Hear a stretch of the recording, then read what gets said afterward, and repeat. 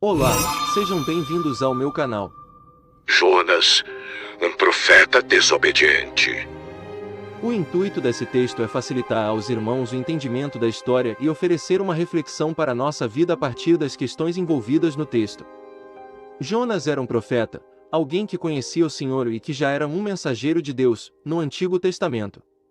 Sua missão era ir a Nínive, uma grande cidade que estava muito corrompida pela maldade e pelo pecado. O profeta tentou fugir da presença de Deus e embarcou numa viagem para Tarsis e para longe do propósito para o qual o Senhor o havia chamado. No meio do caminho, uma grande dificuldade apareceu através de uma tempestade enviada pelo Senhor. Há uma grande movimentação dos marinheiros presentes. Estes acabam temendo a Deus e se arrependendo. Logo após isso, Jonas se lançou ao mar para apaziguar a fúria de Deus e ficou algumas noites na barriga de um grande peixe orando e pedindo perdão pela sua tentativa de fugir. Após isso, Jonas cumpriu o seu chamado e anunciou a destruição que Deus enviaria àquela cidade por sua tamanha maldade. Todos de Nínive creram em Deus e então o Senhor perdoou os pecados daquele povo. A história, no entanto, que poderia acabar com uma bela moral de arrependimento e salvação de todas as partes, ainda oferece um aprendizado maior quando Jonas, mesmo depois de tudo, se coloca em uma posição totalmente incoerente e questiona Deus. Quando este muda de ideia em relação à destruição que lançaria aquele povo. Jonas conhecia a Deus. A primeira parte deste estudo é dedicada a quebrar a imagem que temos de que Jonas era apenas um desobediente qualquer. Assim como os cristãos, que vivem cotidianamente com Jesus e participam de sua obra, era Jonas. Um profeta levantado por Deus no meio do povo para pregar o arrependimento a um povo contaminado pelo pecado. O próprio Senhor Jesus cita Jonas como um profeta em Mateus 12, 39. O problema de Jonas não estava no quanto este conhecia o Senhor, mas sim no quanto em seu coração estava a vontade de cumprir o chamado de Deus. Alinhando com a grande comissão, Mateus 28, 16, 18, entendemos que o nosso chamado está em pregar o Evangelho, que é a salvação mediante ao arrependimento dos pecados e a fé em Cristo. Jonas fugiu. Muitas pessoas apontam que Jonas fugiu por medo da maldade dos ninivitas. A Bíblia Sagrada não deixa isso claro em nenhum lugar. O texto dá margem para que entendamos que Jonas fugiu apenas por se negar a cumprir aquilo que Deus, que é soberano, havia planejado como missão para o profeta. A tentativa de fugir da presença de Deus é inútil. Sendo o Senhor onipresente e onipotente, entendemos que Ele está em todo lugar e tem poder para cumprir toda a sua vontade da maneira que lhe for mais aprazível.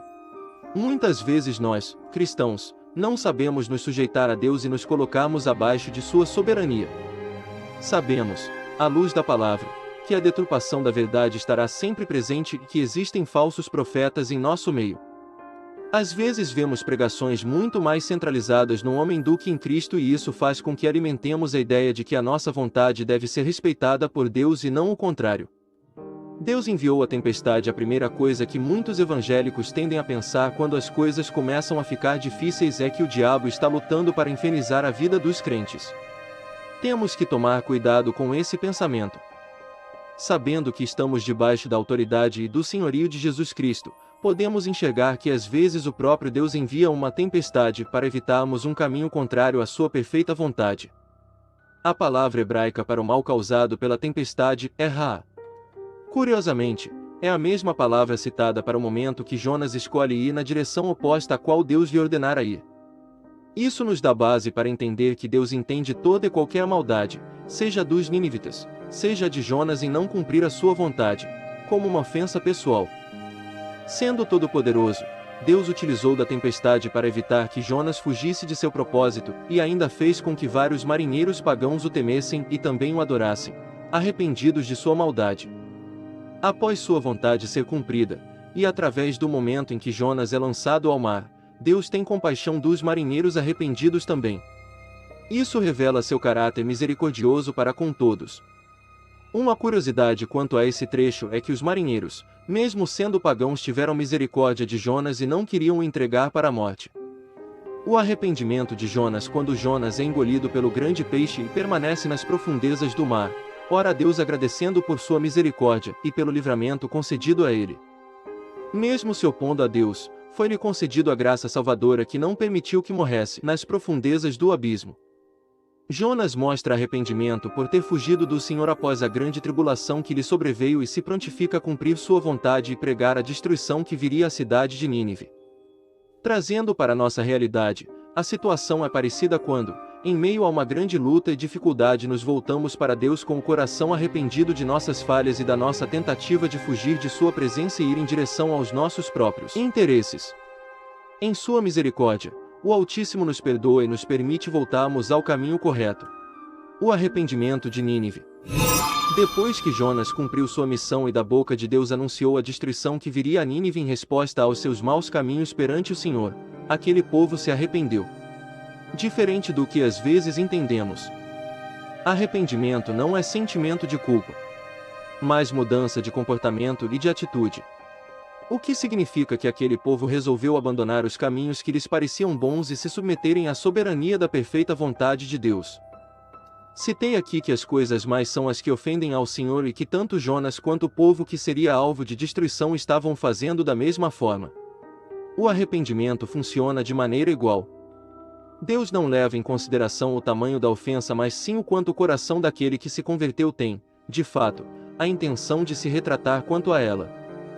Cumprindo o propósito ordenado, Jonas pregou e mais de 120.000 pessoas se converteram de seus maus caminhos.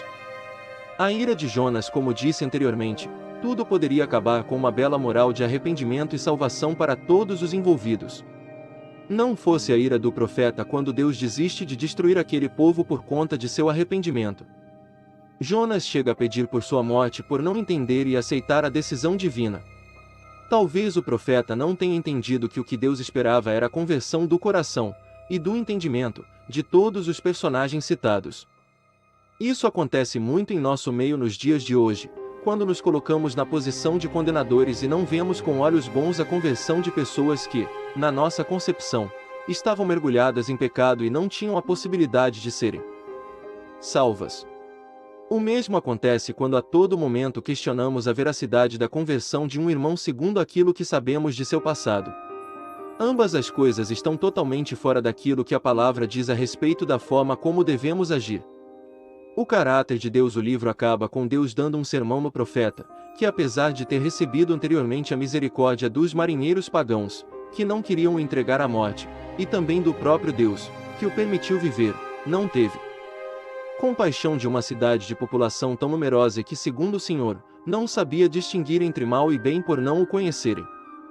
O caráter misericordioso e bondoso de Deus visto no livro de Jonas pode ser referenciado no ensino de Jesus Cristo no texto de Mateus 6, 14, 15. Porque, se perdoarem aos outros as ofensas deles, também o Pai de vocês, que está no céu, perdoará vocês. Se, porém, não perdoarem aos outros as ofensas deles, também o Pai de vocês não perdoará as ofensas de vocês. Um abraço e até o próximo vídeo. Aqui tem mais vídeos para vocês assistirem.